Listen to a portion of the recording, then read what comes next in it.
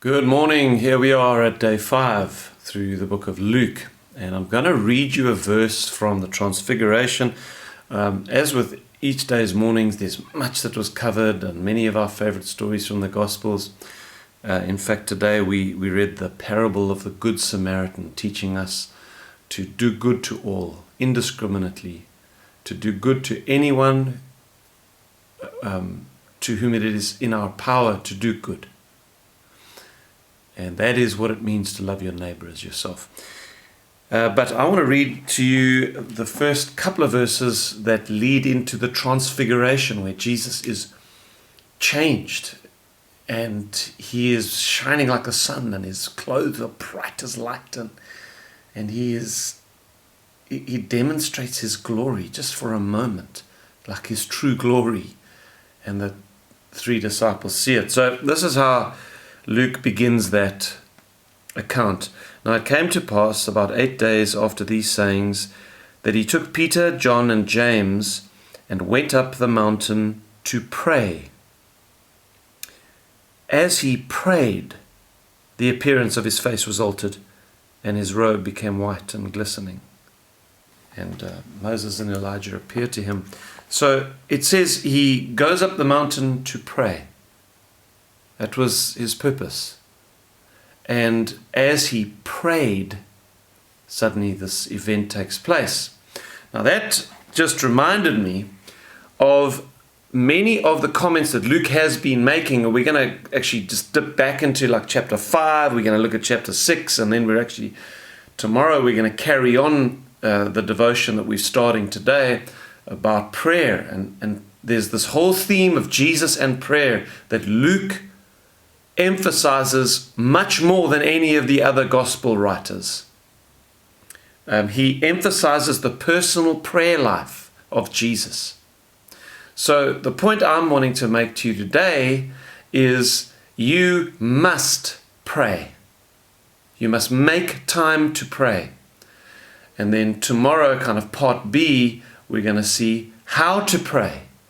Because of all this example that Jesus is setting, his disciples then say to him, teach us to pray, as John taught his disciples. And then Jesus teaches them how to pray. Okay, so if we turn back to chapter 5 and we read verses 15 and 16 together.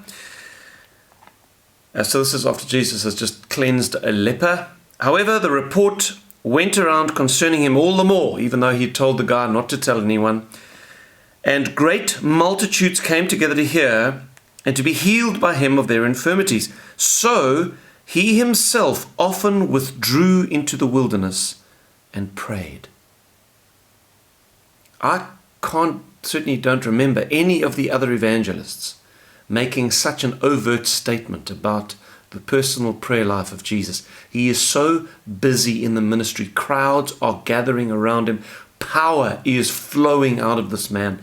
And for that reason, so he himself often withdrew into the wilderness and prayed. How often do you withdraw into a quiet place and pray? You need to. We see it again in chapter 6. We'll read verse 12 to you. Now it came to pass in those days that he went out to the mountain to pray, and he continued all night in prayer to God. Continued all night in prayer to God. And when it was day, he called his disciples to himself. So that's when he appoints the 12 apostles. He spends the whole night in prayer. He withdraws and prays. Then we see, as we read this morning in chapter 9, that the Transfiguration is preceded by a journey up a mountain to pray. Jesus being a man of prayer. Then we're going to have a look at chapter 10. Verses 38 to 42. Now it happened as they went that he entered a certain village, and a certain woman named Martha welcomed him into her house. And she had a sister called Mary, who also sat at Jesus' feet and heard his word. But Martha was distracted with much serving, and she approached him and said, Lord, don't you care that my sister has left me to serve alone? Therefore tell her to help me. And Jesus answered and said to her, Martha, Martha, You are worried and troubled about many things, but one thing is needed, and Mary has chosen that good part, which will not be taken away from her. So, Jesus says it won't be taken away from her, Martha.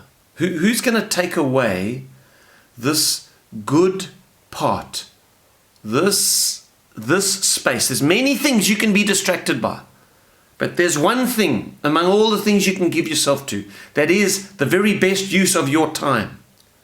And Jesus looks at Martha and he said, that thing that she's chosen to do with her time is not going to get taken away from her. Well, who's trying to take it away from her? Martha is trying to take it away from her. Martha wants Mary to get up from sitting at Jesus' feet and come and help her. And Jesus looks at Martha and says, no, you are not going to rob her of this time with me. He actually rebukes her. You know, we live lives of such busyness, of such pressure, and not just like busyness of our own lives, like Martha's, she's got all this stuff she needs to do, I've got so much on my plate. But we also are distracted by other people's opinions, by other people's attitudes toward us, and pressure that they would put on us to do this and be here at a certain time. And whatever it means, whether it's subduing your own busyness, or whether it's ignoring the voices of those who would rob you of that good part, you have to find time to get alone regularly and pray.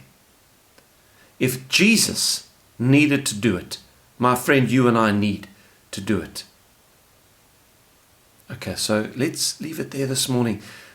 That this point, I hope, is so clear and fresh to you that you must be a person of prayer and you need to get alone.